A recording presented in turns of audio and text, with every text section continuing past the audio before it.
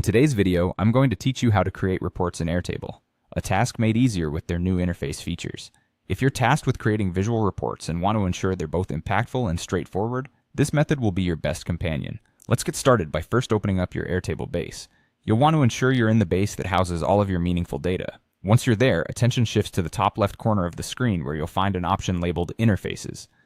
Give that a click and then choose Create an Interface. This will signal the start of our report generation process. Now you'll be asked to select a layout for your report. You have a few options here, namely a dashboard, a summary, or a blank layout. Since we're focusing on robust reporting, your best bet will be either the dashboard or the blank layout. The choice rests on your preference for immediate structure or flexibility in design. With our layout in place, it's time to add some reporting elements. This part is where your report truly comes to life. Airtable offers a range of widgets such as charts, number summaries, tables, pivot tables, timelines, and progress bars. These elements are the building blocks of your visual report. For instance, you might want to display total sales with a bar chart or track tasks completed this month using a progress bar. If you're looking to break down revenue by category or leads by source, a pie chart or pivot table might do the trick.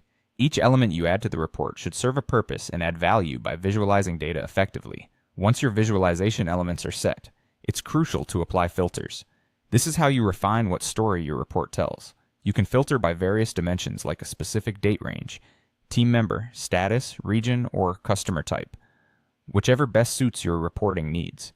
For example, if you're only interested in seeing closed deals from May, apply that filter so you're only dealing with the most relevant data. With everything in place and your report crafted to perfectly showcase the insights you need, it's time to share it with those who will benefit from its insights.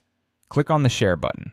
You'll have options here. You can invite team members directly so they can interact with the report, create shareable view-only links for broader sharing, or even embed them into other platforms or websites for greater accessibility. And there you have it, a comprehensive guide on how to create engaging and informative reports in Airtable using the Interfaces feature.